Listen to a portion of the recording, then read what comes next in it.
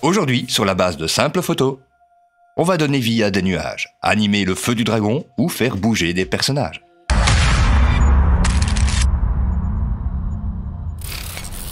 Hello tout le monde, et oui, on se retrouve une fois pour un tuto court et efficace, et ce, malgré cette journée caniculaire. Aujourd'hui, vous l'avez vu en introduction, on va animer des nuages, le feu du dragon et un personnage. Mais avant de commencer, je tiens à vous donner quand même une petite astuce qui est quand même plus pratique pour ceux qui possèdent la version studio de DaVinci Resolve. Vous pouvez directement créer une image de profondeur à partir de ce logiciel. Vous allez dans la bibliothèque d'effets, PenFX, et vous descendez chercher votre DevMap. Vous le glissez dans votre photo, et l'avantage que vous avez, vous, avec la version studio de DaVinci Resolve, c'est que vous pouvez définir exactement la partie que vous voudrez garder, sans faire de gros nettoyage par la suite. Pour sauvegarder votre carte de profondeur, car c'est toujours mieux d'avoir un peu moins de travail dans la partie fusion, vous restez bien dessus, et puis vous allez dans la partie File, Export, Current Frame as Still. Et là, vous le sauvegardez peut-être au format PNG, dans le dossier, dans 20-30 ans, il n'y en aura plus. Une fois que c'est fait, vous pouvez supprimer l'effet et aller directement dans la partie fusion. Pour ceux qui ne possèdent pas la version studio de DaVinci Resolve, il y a encore une solution pratique et gratuite. C'est le site Artificial Studio. Vous chargez votre image, vous générez une carte de profondeur et ensuite vous la téléchargez. Une fois que vous avez toutes vos images, mettez-les bien dans votre Media Pool et à partir de maintenant, on va pouvoir commencer à réaliser notre effet. Pour ça, je ne vais pas partir d'une image, mais plutôt d'une composition fusion. Donc, partie effet, effet, composition fusion, juste là. Je vais réduire un petit peu sa durée parce que 5 secondes, c'est un petit peu beaucoup. Et je vais le régler sur 3. Voilà. Je place ma tête de lecture dessus et je me rends dans Fusion. Notre premier effet est le plus facile, mais aussi peut-être le plus répétitif. On va prendre nos nuages, comme montré en introduction, les connecter, et on va lui ajouter un nœud qui nous sera pratique tout du long, c'est le Displace. Vous sélectionnez donc votre Media In, CTRL barre espace, et vous appuyez sur DSP pour le sélectionner, ou vous écrivez tout simplement Displace. Vous l'ajoutez, et donc je ne vais pas vous faire un cours très long dessus, mais on va travailler, ici dans l'inspecteur, vous pouvez retrouver ces paramètres, on va travailler sur le mode radial ou XY. Sur le mode radial, on va surtout travailler sur le Refraction Strength. C'est la puissance de réfraction. Donc à quelle distance, si on veut, on va éloigner d'un point A à un point B notre image. Le XY, c'est si on veut travailler ici avec le X-Refraction, vers la gauche, vers la droite, et avec le Y, vers le haut ou vers le bas. Les autres paramètres que vous retrouvez là, ils seront là dans des utilisations spécifiques. On les verra peut-être un petit peu plus tard, mais pas dans cet épisode. À partir de là, pour donner une animation à notre image, ce qu'il nous faut aussi, c'est quelque chose qui bouge. Et pour ça, rien de tel qu'un Fast Noise, que vous pouvez retrouver juste là, dans votre boîte à outils. Vous l'attrapez, vous le connectez à l'onglet vert du Displace, vous le sélectionnez bien, vous ajustez les paramètres que vous désirez, comme vous le voulez. Par exemple ici, moi je vais peut-être diminuer un petit peu l'échelle. Vous voyez l'effet que ça donne sur l'entièreté de l'image. Voilà, je vais la diminuer un tout petit peu et activer le Sys Rate. Voilà, comme ça, ça bouge un petit peu tout du long. Dernière chose qui me reste à faire maintenant, c'est d'ajouter un masque pour délimiter une partie de mon image qui va, elle, bouger et le reste sera fixe. Pourquoi je fais ça? Tout simplement pour avoir des groupes de nuages séparés. Je sélectionne donc mon Fast Noise, je lui ajoute un polygone et je vais sélectionner mon premier groupe de nuages qui sera celui-ci. Ensuite, toujours avec mon polygone sélectionné, je vais ajouter un petit peu de Soft Edge pour ne pas qu'on voit la démarcation juste là. Et maintenant, je me retrouve avec des nuages qui bougent sur ma photo, mais uniquement ce petit groupe-là. Pour faire bouger les autres, pas bien difficile, on va copier le Fast Noise et le Displace. Vous les sélectionnez, CTRL-C, vous cliquez à côté, CTRL-V, et avec la touche Shift, vous allez connecter ce dernier. Vous sélectionnez bien votre Fast Noise, polygone, et vous ajoutez un deuxième groupe. Un peu de Soft Edge, et voilà, deux groupes de nuages qui sont animés. Alors c'est très léger, je suis d'accord, si vous voulez augmenter l'effet, vous allez dans le display et vous augmentez la réfraction juste là, pour que ce soit un peu plus fort ou un peu plus doux. Ça, c'est à vous de voir. Pareil d'ailleurs avec le Fast Noise. Ce sera à vous de régler le ciselet si vous voulez que ça bouge beaucoup ou peu, qu'il y ait beaucoup de détails dedans ou très peu.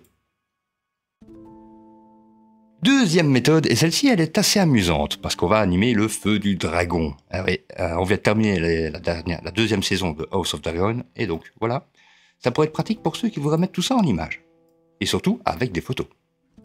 Donc nous avons notre dragon auquel on va ajouter bien évidemment un display, contrôle barre espace DSP Enter. Et à ce display, on va ajouter quelque chose pour faire bouger un peu nos flammes. Et pour les faire bouger, rien de tel qu'un paint. Par contre, un paint, autant pour le connecter au display, il nous faut quand même une entrée. Il nous faut quelque chose, un petit peu comme on va dire une couleur. Hein, c'est toujours bien d'avoir un pinceau, mais c'est toujours bien d'avoir de la couleur à mettre dessus. Donc, pour ça, on va utiliser un background qu'on va connecter juste là et la sortie de notre paint au display. Vous sélectionnez le nœud paint et vous allez dans ces outils juste là au-dessus. De base, il est toujours mis sur multistroke, mais le problème avec le multistroke, c'est que quand vous allez mettre des traits avec votre nœud, ça ne va être marqué que sur une seule image. Par contre, si vous allez sur l'option stroke, juste là, les traits que vous allez placer dans votre image seront effectifs tout le long de la composition. C'est un petit peu plus intéressant. Vous pouvez modifier la taille de votre brosse si vous le désirez et sa douceur. Moi, je vais en mettre un petit peu plus et je vais commencer à faire des traits un petit peu partout au niveau des flammes, comme ceci. Là, pour l'instant, vous ne voyez rien, c'est tout à fait normal. On va augmenter la réfraction et on va mettre un peu d'animation tout de suite après. Et on voit quand même que ça travaille un petit peu sur l'image. On voit que ça déforme un petit peu, ça efface même, comme ceci. En réalité, ce que je vais placer, je vais mettre le paint en visible. C'est tous ces traits-là. Une fois que c'est fait, on va animer maintenant la réfraction de notre display juste là. Et donc, je vais le mettre à 0. Me placer au début de ma composition. Je mets un point clé. Je vais ensuite à la fin et je vais augmenter la force. Disons, allez, jusqu'à 0,2. Pour l'instant, ça paraît très grossier, je suis d'accord. Ça bouge un tout petit peu et on voit nos traits de pinceau qui sont de plus en plus gros. Pour régler cela, c'est pas bien difficile. On va ajouter un blur. Vous sélectionnez votre paint, boîte à outils, toujours, blur, ou faites CTRL barre espace BLUR. Vous le sélectionnez et vous augmentez un petit peu la taille du flou. Et vous vous retrouvez avec un feu du dragon. Qui ne bouge pas beaucoup pour l'instant. Mais ça, vous pouvez encore bien évidemment augmenter la valeur si vous le désirez. Vous retournez dans le display et au lieu de le laisser à 202, vous l'augmentez un petit peu plus fort si vous désirez. Pour obtenir ceci.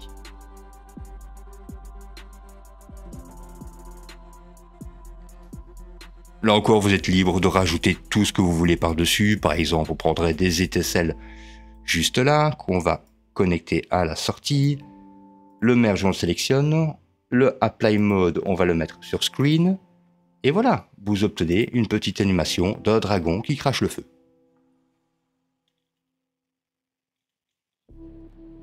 Passons maintenant à l'animation de personnages et nos fameuses cartes de profondeur, nos depth maps. Pour ça, on va utiliser la jeune demoiselle de type manga. Je vais la connecter, voilà. Avec elle, directement, j'ai généré une image, une carte de profondeur avec le site, que voilà. Et elle n'est pas si propre que ça. Disons que j'aimerais bien supprimer encore un peu plus du fond. Là, vous avez deux possibilités. Soit vous utilisez un masque et vous détourez pour ne garder les parties que vous désirez, ou vous ajoutez un Brightness Contrast. Donc, je vais le mettre en visuel. Et là, vous avez plusieurs choix. Vous pouvez travailler peut-être sur le gamma, peut-être. Ouais. Ouais, ça pourrait le faire aussi. Ça, c'est propre. Ou sur le contraste, vu qu'il n'y a que 2 couleurs. On va voir. Ça peut le faire aussi. Jouer sur la brillance. Ouais, je suis pas sûr. Mais ça le fait. Ça le fait aussi. Bon, personnellement, moi, je préfère travailler sur le threshold juste là. Donc ici, vous avez les parties sombres et ici, les parties les plus éclairées. Donc on va supprimer quelques parties sombres. Comme ceci. Alors, ne détaillez pas trop. Ça ne sert à rien. Même ici, les petits détails qu'on a dans le depth map par rapport au cou et au visage, c'est bien, mais ça ne nous est pas plus utile que ça. Pourquoi? Parce qu'on va encore ajouter un blur. Tout simplement. Une fois que vous avez votre carte de profondeur qui est propre, vous lui ajoutez bien évidemment un blur, comme tout à l'heure. Hein, pareil qu'avec le coup de pinceau. Nous avons notre blur juste là. On va augmenter sa taille, comme ceci. Et là, on peut ajouter le displace. CTRL barre espace, DSP, Enter. Je maintiens la touche Shift et je le connecte. Je connecte le blur aussi. Et on va mettre le Media Out en visuel plutôt, c'est plus intéressant. Alors, notre displace, toujours, il a une réfraction qui est mise à 0,1. Si j'attrape son petit curseur, vous voyez que notre personnage bouge un petit peu dans tous les sens. Si on n'avait pas ajouté de blur, hein, donc ici, je vais le supprimer, on aurait ce genre de résultat, donc des démarcations bien prononcées entre notre carte de profondeur et notre image d'origine. C'est à ça qui sert réellement le blur, hein, donc n'oubliez jamais d'en mettre, ça va adoucir un tout petit peu votre image et permettra d'avoir un petit peu plus de réalisme. Maintenant, notre displace. Petite technique particulière, donc ici vous pouvez, si vous le désirez, juste travailler sur la réfraction, donc mettre une animation à 0 et aller un petit peu plus loin pour la faire bouger. Mais c'est un personnage et c'est mieux d'avoir une direction pour un personnage. Donc je vais plutôt remettre, double-clic ici pour remettre ses paramètres d'origine, double-clic ici sur le center pour faire pareil, et je vais me rendre dans le XY. Ici dans le XY, je vais pouvoir, avec ce bouton-ci, la faire bouger pour dire « Oh non, non, ce n'est pas bien !» ou dire « Oui, je suis d'accord !» ou simuler tout simplement une personne qui respire. D'ailleurs, c'est ce qu'on va faire. Je vais remettre encore à son origine là et ici. Pour ça, le Y Refraction, je vais faire un clic droit dessus, Modify With, et là vous avez les choix, vous pouvez prendre le Shake ou peut-être le Perturbe. On va plutôt utiliser le Perturbe ici, il est un tout petit peu plus doux. Peut-être pas là, une fois que j'ai cliqué dessus. Mais une fois que c'est fait, vous voyez bien, un keyframe c'est ajouté directement sur notre Y Refraction. Vous allez ensuite dans les Modifiers. On va réduire un petit peu la force parce que bon, c'est un petit peu trop fort. Donc on va réduire, mettre peut-être à 0,1, 0... Non, 0,1. 0,1 c'est bien. Et réduire un petit peu la vitesse. Regardez ce que ça donne ensuite. Et c'est un petit peu trop fort. Donc ça, ce sera vraiment à vous d'ajuster au mieux, de trouver les valeurs qui correspondent à votre personnage. Par exemple, là, elle bouge encore un petit peu trop, je trouve. Je vais réduire le wobble.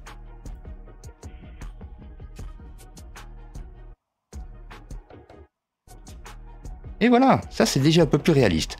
Par contre, notre image, on voit bien, dans celle d'origine, en tout cas, qu'il y avait un bord noir au-dessus et en dessous. D'ailleurs, on le voit de manière plus prononcée sur l'image d'origine dans la partie Edit. Comme ceci, vous voyez, les barres noires juste là et là. Pour compenser cet effet et ne plus voir les distorsions qui se trouvent en bas et en haut, je vous conseille tout simplement d'ajouter un transform à la fin de votre composition. Donc ici, à la fin du displace, vous ajoutez un transform et vous augmentez très légèrement la taille. Et de cette manière, on ne voit plus les défauts. Vous obtenez une demoiselle qui est juste là, en train de vous regarder et de respirer. Et voilà, c'est déjà fini. Alors merci de m'avoir suivi, n'hésitez surtout pas à laisser un petit pouce vers le haut, à partager les vidéos, à commenter, à vous abonner si ce n'était toujours pas fait, à activer la petite cloche. Et si vous en avez la possibilité, vous pouvez aussi bien évidemment m'offrir un petit café. Les liens se trouvent en description. Sur ce, je vous laisse. Portez-vous bien et à la prochaine. Ciao ciao.